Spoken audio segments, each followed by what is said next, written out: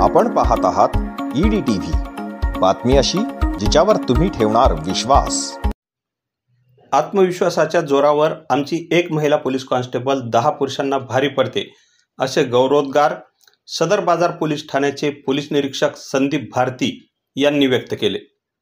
जालना शहरातील संभाजीनगर भागात असलेल्या शांतिनिकेतन विद्यामंदिरात ते विद्यार्थिनींना भयमुक्त या विषयावर मार्गदर्शन करत होते। दरम्यान एखादा हरामखोर असेल तर त्याला पुरून उरण्यासाठी पोलीस 10 हरामखोर बनतात, अशी माहितीही त्यांनी यावेळी दिली। यावेळी व्यासपीठावर संस्थेचे अध्यक्ष तथा उद्धव बाळासाहेब ठाकरे शिवसेनेचे जिल्हाप्रमुख भास्करराव आंबेकर, देवनाथ जाधव, बाला परदेशी आदींची उपस्थिती होती। असं बघितलंय की शाळा सुटण्याची मुलं वाट बघतात आणि ह्या ज्या असाही मुली बऱ्याचदा की त्यांना काही बोलता येत नाही, व्यक्त होता येत नाही, त्यांना खूप त्रास देतात। म्हणून माझी पहिली विनंती की माननीय SP साहेबांना बोलून आपण ताबडतोबीनं दामिनी पथकाची या शहरामध्ये स्थापना करावी।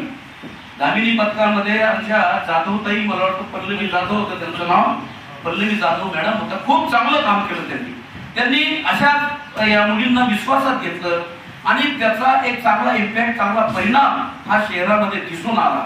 तर ते एक पथक स्थापन झालं पाहिजे। अगर आपको कोई बात कर रहा है, चलो अच्छी बात कर रहा है, अच्छी बात कर रहा है, but you don't want to speak with him, it's a crime. अगर आपको आपकी कंसेंट नहीं है, मुझे तेरे से बात नहीं करनी, वो अच्छी भी बात कर रहा है पर वो बात करने की कोशिश कर रहा है, तो इट्स अ क्राइम अगर आपकी कंसेंट नहीं है तो। हाँ बोलिए।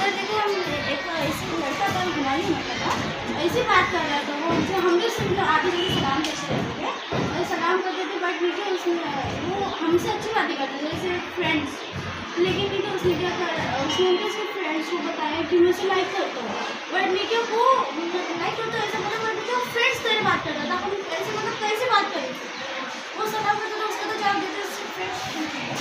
कसे बाळांना सरांनी सांगितलं त्याप्रमाणे काही वाईट प्रवृत्ती होतात, सगळे नसतात।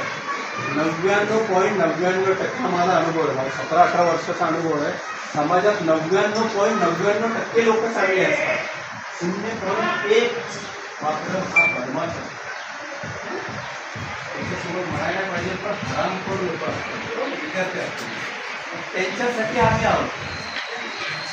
0.1% हरामखोर आहेत ना, तर पोलीस त्यांच्यासाठी महाहरामखोर बसलेला असतोय, हे लक्षात ठेवायचं।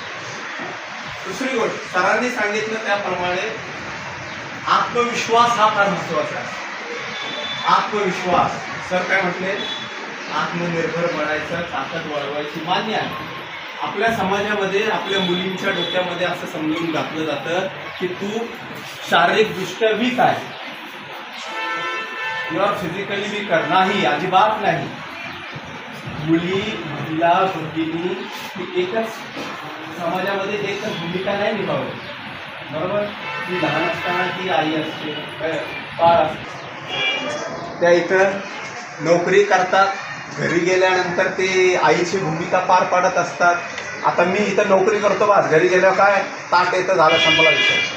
त्यांच्याकडे शारीरिक ताकद जास्त असते, सोसण्याची पण ताकद जास्त असते। मुली बिलकुल कमजोर नसतात, डोक्यातून पहिलं बाहेरच काढून टाकायचं की मी कमजोर आहे किंवा मला कोणी काय केलं तर मी घाबरून जाईल, अजिबात नाही। ज्यावेळेस पोलीस खात्यात मुलगी येते ना, ती मुलगी एक छोटीशी मला दिसली, त्यानंतर काही दिवस तसंच राहतात, पण ज्यावेळेस तुम्ही थोडंसं काही वेळ कालावधी केला ना, आपला आत्मविश्वास निर्माण झाला ना, मला गॅरंटी आहे की माझी एक पोलीस कॉन्स्टेबल 10 पुरुषांना पण मागे पाडू शकते। आत्मविश्वासामुळेच, फक्त आत्मविश्वास, आणि तोच आपल्या समाजात आपल्या मुलींचा, आपल्या भगिनींचा, आपल्या छोट्या छोट्या मुलींना आपण छोटं सांगत असतो, असायला जाते बाहेर, असायला जाते बाहेर, नको 7 वाजले आते, ठीक आहे, मान्य आहे, काही आपले संस्कार आहेत, मान्य आहे, पण त्याच्यात तुम्ही दबून जायचं नाही। ही मुलगी, सर तुम्ही म्हणत होता की जर कुणी काही त्रास दिला, पालकांनी सांगितलं शाळा सुटेल म्हणून हिनं हा मुंडे आलेले, अजिबात नाही। चूक तुझी आहे का, तुमची आहे का, त्रास देणारा तो हरामखोर आहे, तुम्ही नाही। पीडित व्यक्तीला कुठलाही त्रास होत नाही। अजिबात होत नाही.